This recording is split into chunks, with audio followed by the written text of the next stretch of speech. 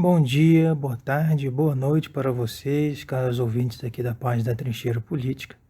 E hoje nós vamos falar sobre liberdade de expressão e conservadorismo, que é um tema que está sendo muito discutido hoje na mídia, principalmente nas mídias sociais, onde ocorre um enfrentamento entre aqueles que têm uma postura mais conservadora contra o que eles acabam denominando como marxismo cultural, que impede eles de se expressarem como querem.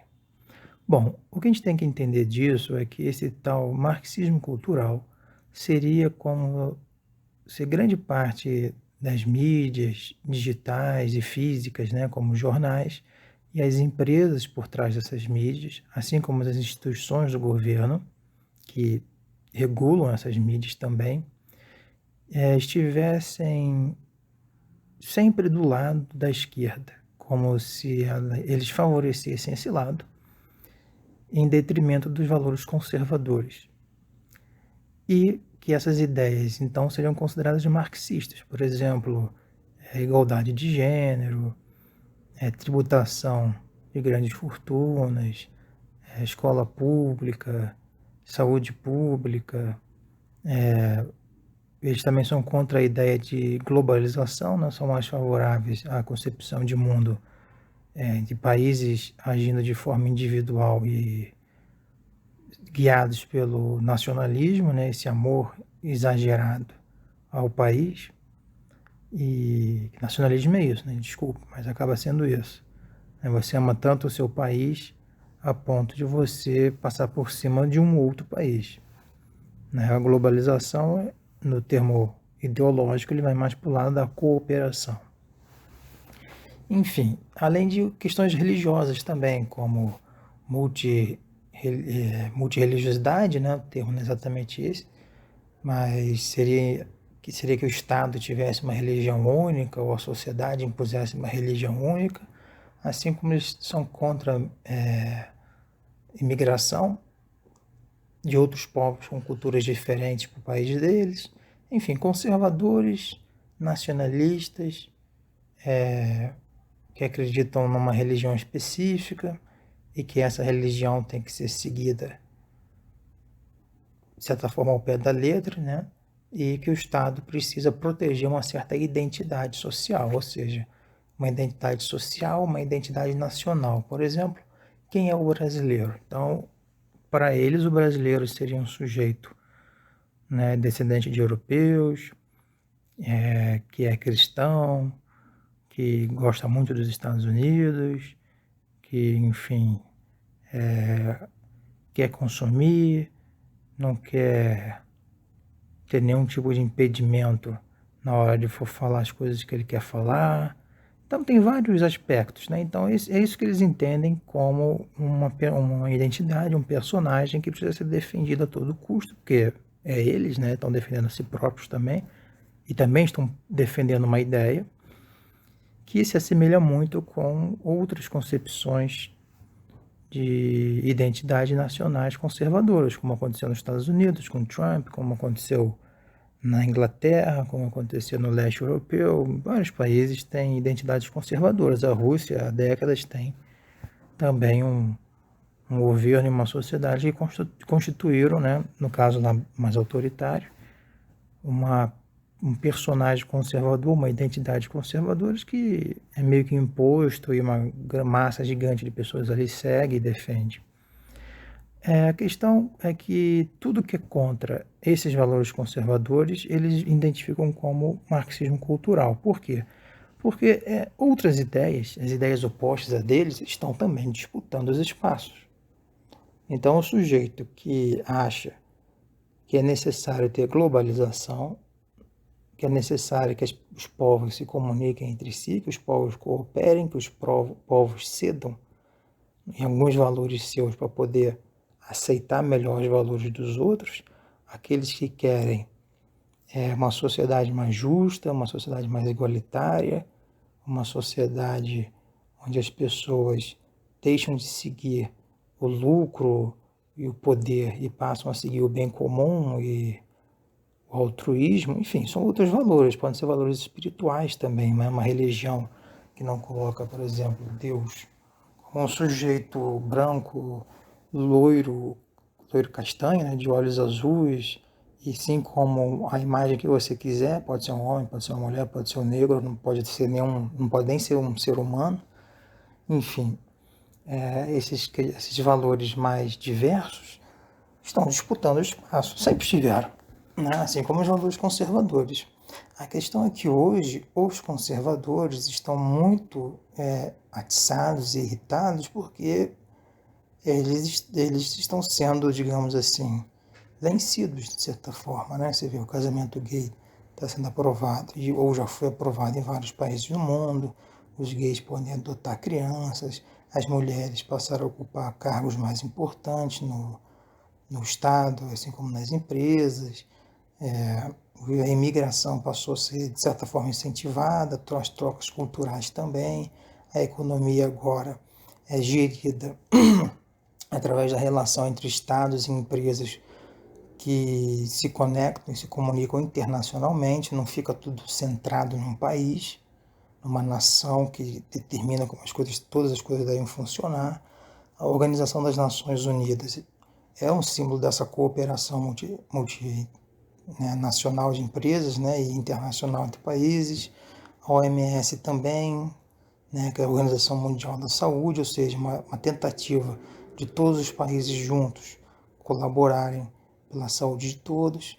Ou seja, há um embate entre conservadores que querem voltar ao tipo de sociedade que nós tínhamos antes, onde os países eram isolados, autocentrados e tentavam impor o seu interesse nacional sobre os interesses dos outros, contra uma sociedade, um mundo onde a cooperação, o bem comum e, evidentemente, valores mais democráticos e libertários, no sentido de liberdade individual, são mais privilegiados, né? São mais defendidos.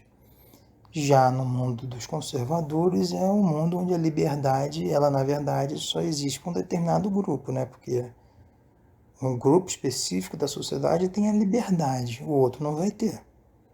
Porque senão não é mais conservador, porque senão a sociedade vai mudar. Então vejam bem que esse debate entre suposto marxismo cultural e esse suposto mundo ideal conservador, na verdade é uma disputa, além de ter vários outros significados, um dos motivos é de quem pode falar com liberdade, de quem pode ocupar os espaços no poder público, de quem pode ocupar os espaços no mundo privado, no mercado, das empresas, quem pode tomar decisões, quem não pode tomar decisões, até onde um sujeito pode ir vender o produto dele, até onde ele não pode, até onde um sujeito pode ir morar onde ele quer, onde ele não pode morar, onde ele pode estudar, onde ele não pode estudar. Entendeu? Se você perceber, isso está dentro desse debate. Então, essa questão de liberdade de expressão e conservadorismo está se tornando um problema, mas uma polêmica, porque os conservadores querem defender pontos de vista que não são mais bem aceitos. Um exemplo mais banal seria aquelas piadas de amigos negros ou gays ou não sei o que o sujeito chega e diz, eu tenho vários amigos negros e ninguém nunca se incomodou com minhas piadas. Tudo bem, talvez ninguém tenha se incomodado, mas hoje as pessoas se incomodam. Então o que você faz? Você se adapta. Ou você simplesmente fica quieto e não faz a pergunta. Não faz a piada. Só que esses conservadores, eles não querem mudar. Essa é a questão. E também não querem se adaptar. Eles querem que as coisas voltem a ser como era para eles antes. A confusão começa aí. Então, o que acontece é que os conservadores querem liberdade de expressão para voltarem a falar as coisas que eles falavam antes. Liberdade de expressão para voltarem a fazer as coisas que eles faziam antes. Liberdade para eles mandarem da mesma forma que eles mandavam antes. Só que as coisas mudam. A gente querendo ou não, as coisas mudam. Podem ser para algo favorável a gente ou não, para o que a gente acredita que é certo ou não. Só que as coisas estão mudando para o lado de quem? Do lado dos liberais no que diz respeito a direitos, no que diz respeito a valores, no que diz respeito a perspectivas de fé, né? Interpretações de fé está indo mais para o lado da globalização, do comércio, das trocas científicas, das trocas culturais. O mundo está se tornando cada vez mais conectado e, por causa disso, não tem mais como você defender determinados pontos. Se você xinga o chinês, você vai ficar sem acesso ao mercado chinês. E o mercado chinês é um dos maiores mercados do mundo. Você xingar um indiano, vai rir porque eles comem com a mão, você não acessa mais a Índia. Você vai rir dos russos porque vai fazer sacanagem sobre a União Soviética, você não vai ter mais acesso à Rússia. E agora os países estão se tornando cada vez mais influentes, não estamos mais presos naquele mundo da influência que era a disputa entre Estados Unidos e Europa, ou Estados Unidos, Europa e União Soviética. É que esses conservadores parece que ainda vivem na ideia de Guerra Fria, né, que tem dois polos que você está de um lado ou do outro. O mundo está se tornando multipolar.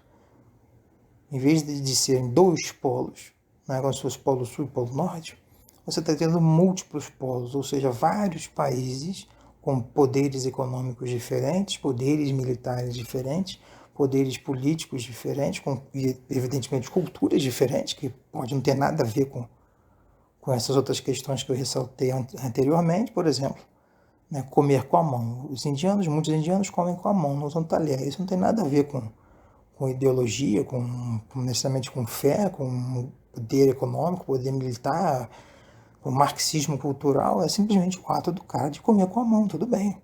Deixa o cara comer com a mão. Tá, mas se ele vir para o Brasil, ele vai destruir os nossos valores de séculos de comer com os talheres. Provavelmente, sabe o que ele vai fazer? Quando ele estiver no restaurante com os outros brasileiros, ele vai usar o talher. Agora, quando ele estiver na casa dele, ou no restaurante só de indianos, ou na casa do amigo, talvez ele coma com a mão. É isso que a maioria faz. A maioria se adapta. É claro, porque senão o cara não consegue viver em sociedade. Então o que nós temos que lembrar é que liberdade não quer dizer opressão, não pode ser opressão. Da mesma maneira que liberdade para você falar, para você fazer, para você pensar, para você se expressar, não pode ser liberdade para fazer absolutamente qualquer coisa do seu jeito e não importa o que o outro pensa. Por outro lado, é difícil você defender a liberdade para alguém provocar coisas ruins, não é verdade? Imagina um sujeito que quer ter a liberdade de bater na própria esposa, a liberdade de bater no próprio filho, a liberdade de poder ser racista, a liberdade de poder não pagar um salário justo, a liberdade de, enfim, de xingar um negro de macaco. Cara, não tem como defender esse tipo de liberdade. Eu, pelo menos, acho que não tem como. E, infelizmente, tem muitas pessoas que querem ter essa liberdade. Então, nós temos que saber a diferença entre liberdades que são boas, que são positivas, que são construtivas, e tem liberdades que não são. Da mesma maneira que um assaltante que está armado tem a liberdade de, entre aspas, de assaltar alguém. Você tem uma arma na sua mão, você pode assaltar alguém com essa arma. Você tem poder para isso, você tem liberdade para fazer isso. Agora, você deve fazer? Se você fizer, você não vai ser punido? Então essa liberdade não está sendo incentivada pela sociedade, não está sendo permitida pelo Estado. Por isso que tem uma lei que te proíbe. Então nós temos que lembrar, existem liberdades que são boas, construtivas, ampliam os nossos horizontes, e liberdades que restringem, que prejudicam, que mantêm a gente preso num mundo que não existe mais. Somos obrigados a mudar o tempo todo e aceitar tudo que os outros falam? Não. Mas nós também não podemos fazer isso com os outros. É por isso que a gente tem que saber cooperar e dividir os espaços. Na sua casa, você pode fazer o que você quiser. Agora, com o outro, seja seu filho, sua mulher, seu pai, é uma outra pessoa, um ser humano, outro indivíduo que também tem as liberdades dele, tem os direitos dele, tem os deveres dele. Se você quiser fazer qualquer coisa, faça com você mesmo. Mas não faça com os outros, não imponha, não restringe os outros, não oprima os outros só por causa e um valor pessoal seu. Esse é o limite da liberdade. Espero que vocês tenham gostado desse debate. Caso vocês queiram acrescentar alguma crítica, alguma observação, coloquem aí nos comentários. E não deixem de acompanhar a página aqui no YouTube da Trincheira Política e no Facebook, tá bom? Um grande abraço para todos e tenham um bom dia.